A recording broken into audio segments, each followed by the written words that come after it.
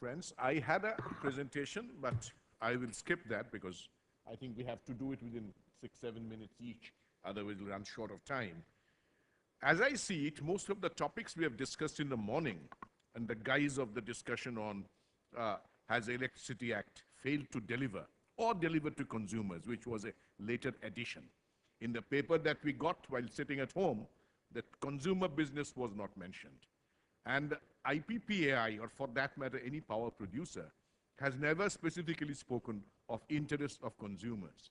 Mostly people would be concerned with keeping their own industry healthy rather than think about other constituents.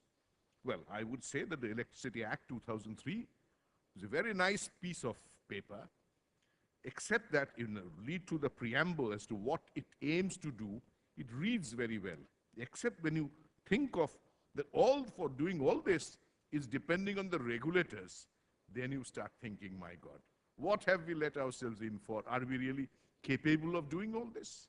Well, I am very clear in my own mind that we have not been capable of doing all that was listed out for us. Some of the features of the Electricity Act, I would say this is a little funny in the sense the Act prescribes national electricity policy and the tariff policy.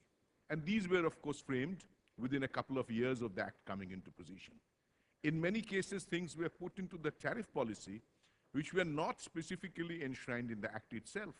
So it's a kind of a case of the tail wagging the dog, because things which are come in there in the policy now have almost the same status as the Act itself.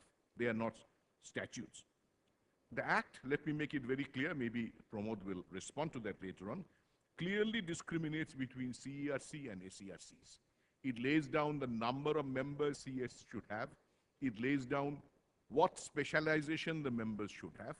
It says nothing at all about ACRCs beyond saying they should not have more than 3 members. In fact, the central government thereafter has proceeded to enhance these distinctions by A, raising the salary levels of the CERC members and the chairman, and B, by exempting the CERC's income from tax purposes, income tax purposes. Most of the state commissions have still filed petitions before the income tax authorities and still going through the process. We don't know what is going to happen. The Act prescribes also unbundling of the state utilities, which we have discussed at some length. But the central government, well, we heard the viewpoint of the central government had not really shown at that point of time what they were capable of. All that I can say is that in 2003-04, after the Act came into being, I came to believe that what was laid down in the Act was going to be implemented. And that is only how I was able to convince my Marxist government that we must unbundle. And we were able to unbundle by 2005.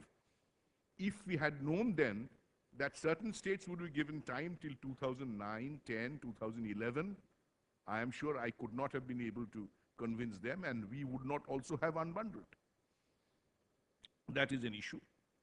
With the central government, I would say the issue, another issue was that they were unable to force the state governments to toe the line. Therefore, my poor friend, Mr. Umashankar, had to resort to this peculiar position of filing a petition before the appellate tribunal and forcing them to issue suo motu orders. Orders not only about setting up the grievance redressal bodies, orders also about setting up, having tariff determinations done in time. Well, both ultimately came to be followed with some delay, but it basically comes out of the central government unable to make the state government see reason and toe the line. And certainly the central government's big failure in all this has been to bring in a regulator for coal. We have now heard that something might come in 2013 December, but since we have been hearing it in at least 3 budget speeches of the finance minister, and the finance minister has since moved on and become the president of India, I don't really believe that a regulator will come in for the coal sector unless I see it happening. And without the coal and without the petroleum and natural gas sector being brought in, we cannot talk of energy regulation. We can only talk of electric power regulation, which without quibble really makes things very sensible.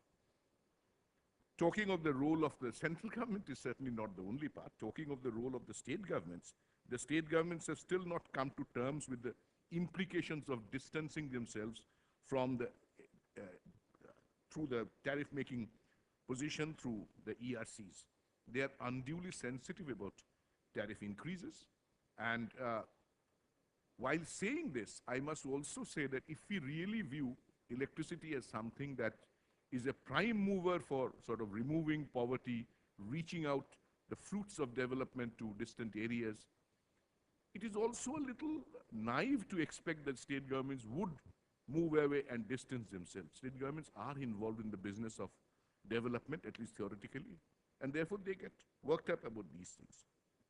But they have become so unduly sensitive that there are, I can see disinclination. I can see it in my own commission. I have seen it in a number of other commissions also.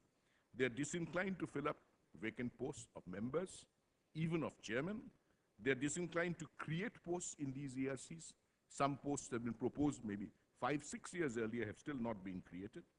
And they put undue political pressure on regulatory decision making, things we consider as undue.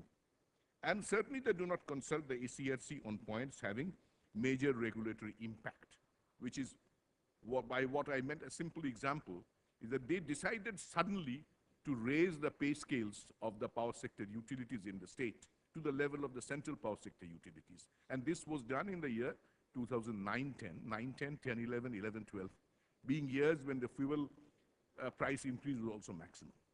As a result, there was terrific impact on the ultimate tariff prices, but the commissions were left totally in the dark about the decision making.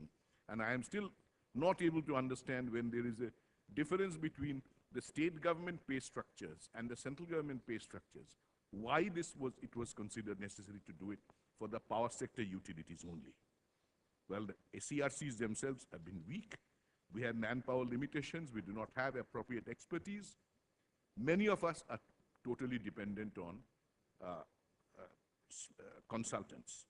We are one of the few commissions which try to do all the work manually ourselves. And let me tell you, we have 8 utilities. If all of them really filed their tariff petitions in time, as required in the Act, and as emphasized by the appellate tribunal, we would not be able to dispose of those petitions within 120 days. We have been fortunate that many times they file incomplete petitions. We have to keep on asking for more information. Or they delay. As a result, we escape the wrath of the appellate tribunal and the rest of it. And we are certainly not able to really monitor PPAs and investment approvals. So roughly whatever is asked for gets passed on. We have not been able to bring in the really multi-year tariff to the extent of the 5-year tariff period. Sure. So we had to, I have to cut short. We had to stop at 3-year tariff period because we couldn't really see how the fuel position would behave in a 5-year time frame. And we have been talking a lot about public consultation and transparency. The fact is, there is no genuine consumer organizations, certainly in our state, nor in most of the other states. As a result, really talking to the consumers, we have been talking in the morning about explaining to consumers what is going to happen. It's not as if consumers are a monolithic. Western countries have been there for about 80 years in position, so I expect we have lived and learnt. We have brought about a lot of changes in spite of these weaknesses. I will not go into that. If there are discussions later on, we can comment on that. And I don't think it was pointed out by Mr. Harridhall. He, of course, suggests many things at many different points of time. That is time that regulators move on and the whole sector becomes deregulated. Well, I don't think that time has come just yet. Maybe in time, yes, once things are set in a particular front, then the power exchanges can decide the real price of power. Today, unfortunately, the power exchanges also seem to be floundering a little bit. So maybe in the years to come, we will see regulators move away from this whole entire onerous business of tariff setting. And I, like Pramod, do not believe that simply separating the wires business from the content and carriage separation itself will solve the problem. The problem is that things are volatile, the market is volatile, and this is something we have to explain to the people and somehow get across to them. Maybe employ more consumer advocacy, set up consumers groups which are not specifically politically aligned. But that seems to be more a political job than our job.